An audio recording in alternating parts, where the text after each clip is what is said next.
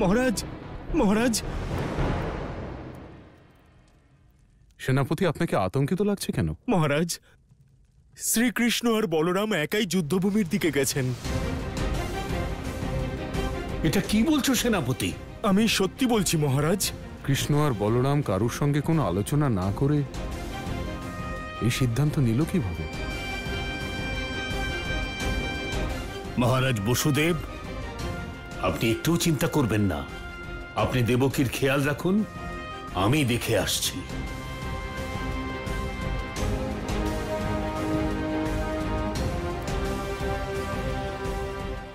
প্রভু, অবশেষে আপনি লীলা শুরু করে দিলেন। দারুক, রথ চালাও।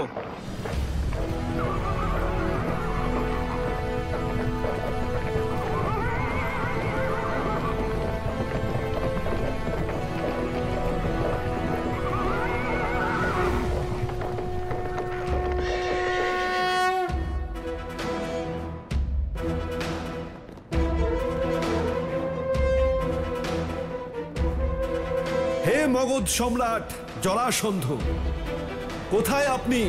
আমি কৃষ্ণ এসে গেছি, এখানেই আছি।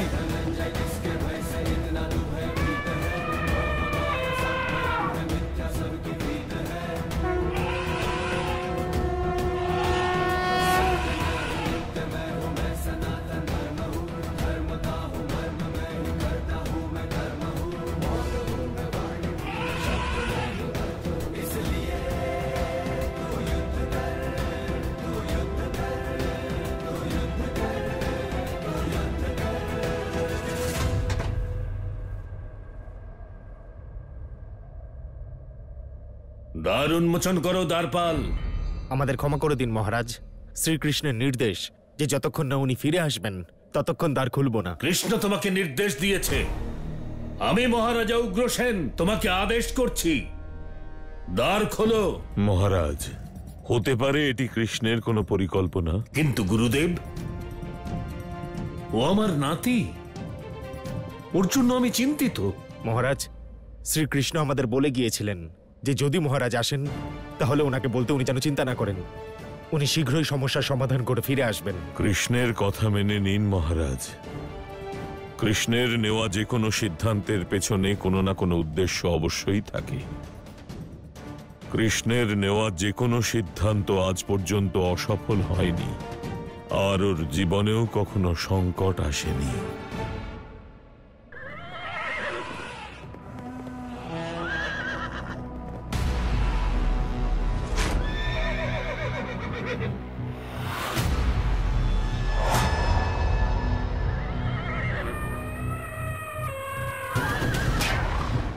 তাহলে তুই কৃষ্ণ, ছলনাকারী, মায়াবী, বহুরূপী যদুবংশী কৃষ্ণ, যে নাকি এটা রটিয়ে বেড়ায় যে সে নিজে ভগবান বিষ্ণুর অবতার। ভগবান বিষ্ণুর অবতার তুই?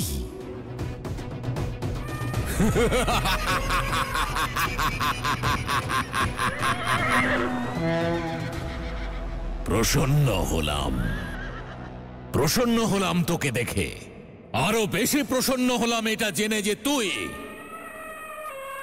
কোনো সাধারণ গোয়ালা নোস, বরং তুই এক সাহসী গোয়ালা, যে এই দুঃসাহস করেছে সেই জরাসন্ধের সম্মুখে আসার, যে নিজের শত্রুদের সহজ মৃত্যু দেয় না। প্রথমে সে শত্রুদের সন্ধি ভেঙে দেয়, তারপর তাদের মৃত্যুর অগ্নিকুণ্ডে নিক্ষেপ করে। এবার আমিও তোকে মৃত্যুর অগ্নিকুণ্ডে আহুতি দেব, আর সবার সামনে এটা প্রমাণ করব যে তুই ভগবান বিষ্ণুর অবতার নোস। তুই একটা ভণ্ড, যে এই ভণ্ডামির প্রচার করেছে, মিথ্যার প্রচার করেছে গোটা সংসারে। হে জরাসন্ধ, তীরকে আটকানো সম্ভব, কিন্তু মুখের কথা নয়। তুমি স্বাধীন, যা খুশি বলতে পারো। কিন্তু এবার আমি যেটা বলছি সেটা মন দিয়ে শোনো। তোমার বা তোমার সৈন্যদের সাথে আমার কোনো শত্রুতা নেই। যদি আমার শত্রুতা থাকে সেটা তোমার অধর্মের সঙ্গে, তোমার পাপের সঙ্গে। এটাই সুযোগ জরাসন্ধ। অধর্মের পথে চলা এখানেই বন্ধ করো আর ফিরে যাও এখান থেকে।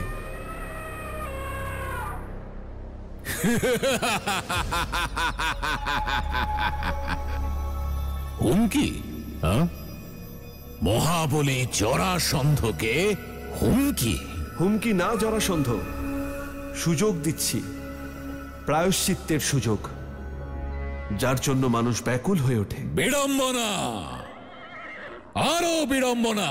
মহাবলী জরাসন্ধকে সুযোগ দিচ্ছিস তুই? কান খুলে শুনে রাখ, আমি তোকে শেষবারের মতো সুযোগ দিচ্ছি। আমার কথা শেষ হওয়া মাত্র নিজের রথকে ঘুরিয়ে নে আর আমার চোখের সামনে থেকে দূর হয়ে যা। তোর প্রাণ আমি ভিক্ষা দিলাম, না হলে যা আজ পর্যন্ত কখনো হয়নি তা আজ হবে। আজ পর্যন্ত আমি রণভূমিতে কখনো শত্রুর রক্ত দিয়ে নিজের বিজয় তিলক পরিনি। আজ আমি তোর রক্ত দিয়ে এই রণভূমিতে তিলক পরব, বিজয় তিলক। তোমার বাণীকে বিরাম দাও অধার্মিক। না হলে তোমাকে ধুলোয় মিশিয়ে দেব।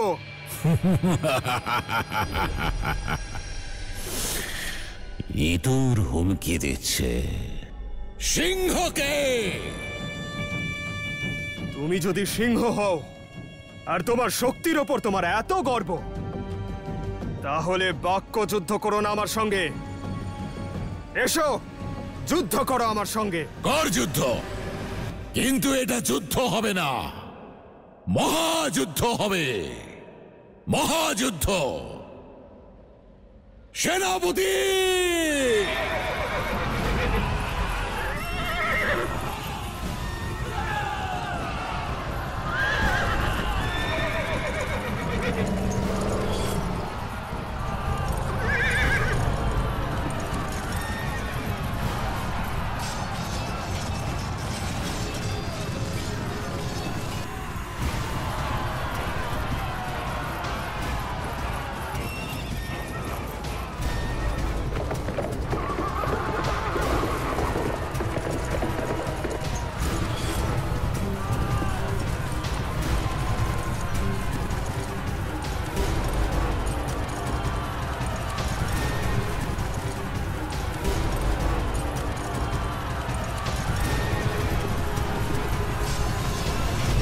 দেখ গোয়ালা কৃষ্ণ, দেখ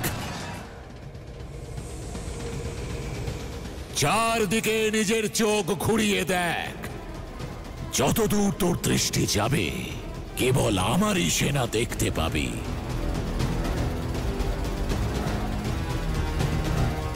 তুই তো শেষ সুযোগটাও হারিয়ে ফেললি। এবার জরাসন্ধের কৃপা স্বরূপ তোর মৃত্যু হবে, কেবল মৃত্যু।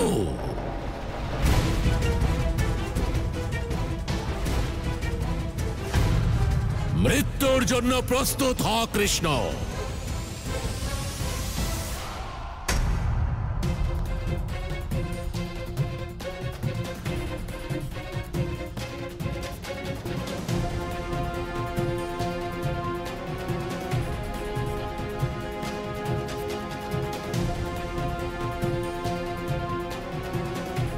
গুরুদেব, আপনি তো বলছিলেন যে কানাইয়ের কিচ্ছু হবে না। কানাই আর বলরামকে জরাসন্ধের সেনারা ঘিরে রেখেছে। মহারাজ, আপনি অকারণেই চিন্তা করছেন। আমি এখনো এটাই বলছি, এটা নিশ্চয়ই কৃষ্ণের কোনো পূর্ব পরিকল্পনা।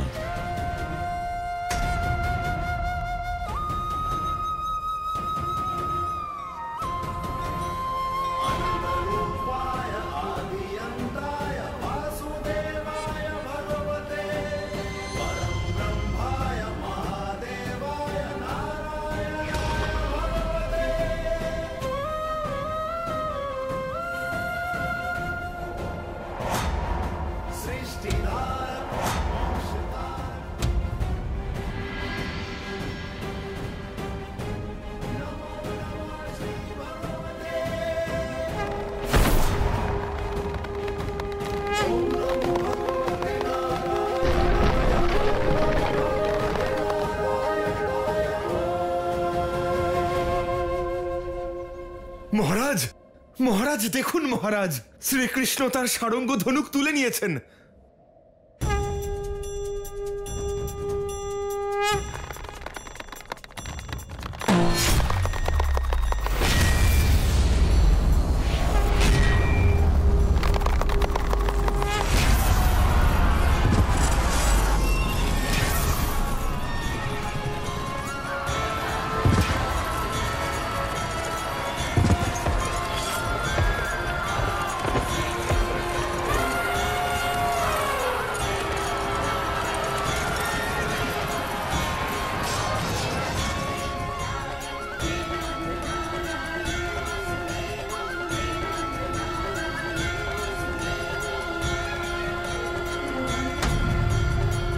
কানাই, কি হলো দাদা, খিদে পেয়েছে নাকি তোমার?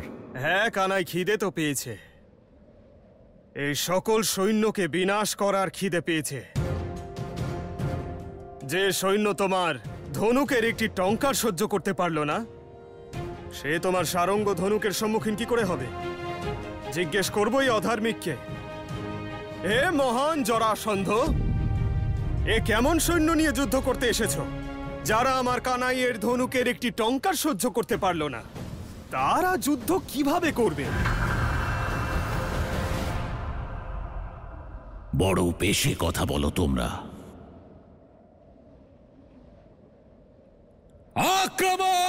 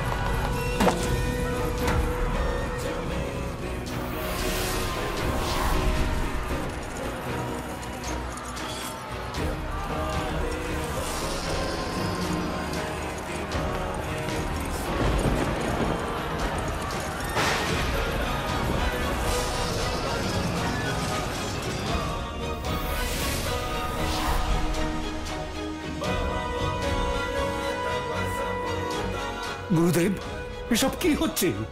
মহারাজ, আমার যা মনে হচ্ছে যেটা ওখানে হচ্ছে তা আমাদের কল্পনার ঊর্ধ্বে,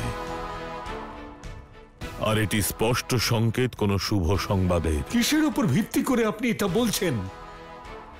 মহারাজ, আমার তো আধার একটি,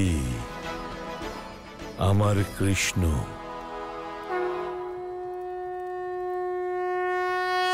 যার কার্য অনেক ক্ষেত্রে প্রত্যক্ষ না করলেও তার কারণটা অনুভূত করি।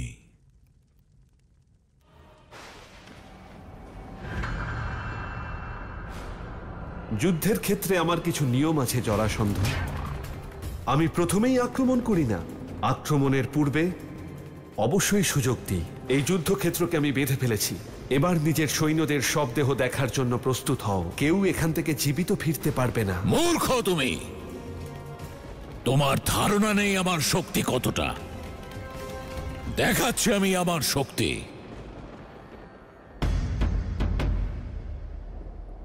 আক্রমণ!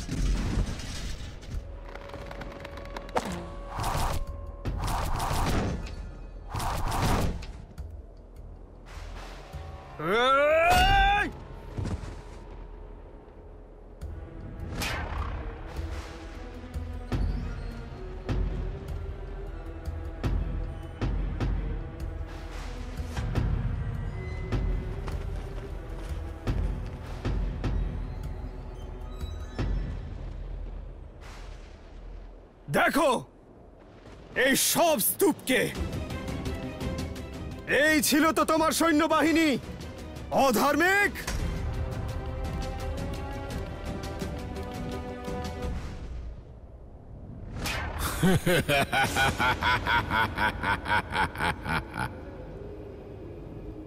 আমার সেনা ছিল না বলরাম, আমার সেনা আছে, আর সর্বদা আমার সঙ্গে থাকে।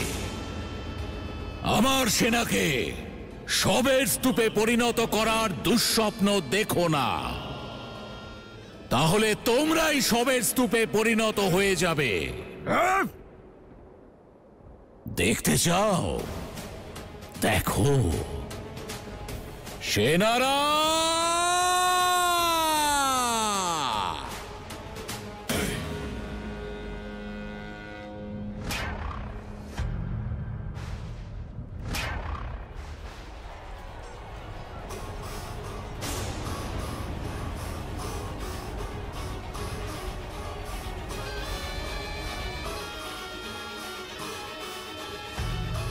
কি হলো? চেতনা লুপ্ত হলো নাকি? তোমরা কি ভেবেছিলে কোন সাধারণ রাজার সঙ্গে যুদ্ধ করতে এসেছ? আমার নাম জরাসন্ধ, জরাসন্ধ, মহাবলী জরাসন্ধ। অজেয়, অমর, অবিনাশী, পুরুষ শ্রেষ্ঠ জরাসন্ধ।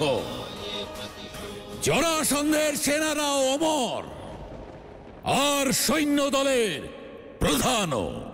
কানাই, সমস্যার তাড়াতাড়ি সমাধান করো। দাদা, সমস্যা তো তুমি। কি বললে?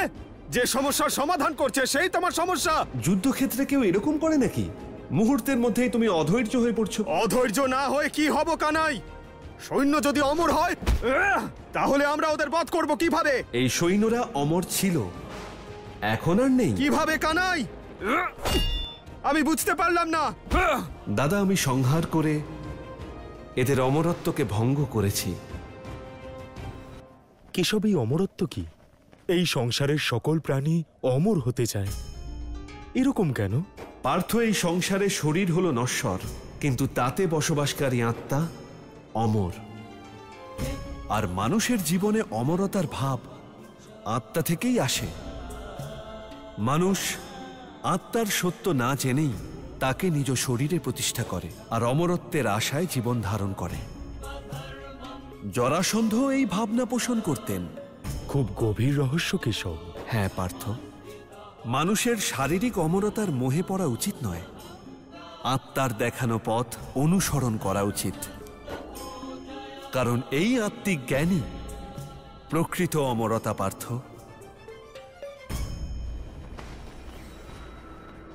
আক্রমণ!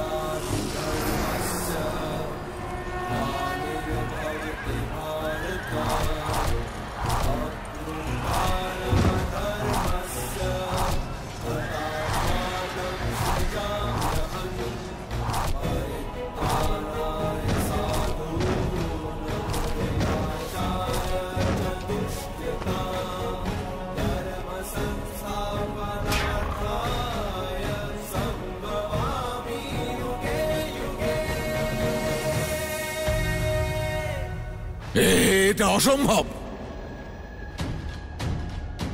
চলো না, চল। অসম্ভব, অসম্ভব।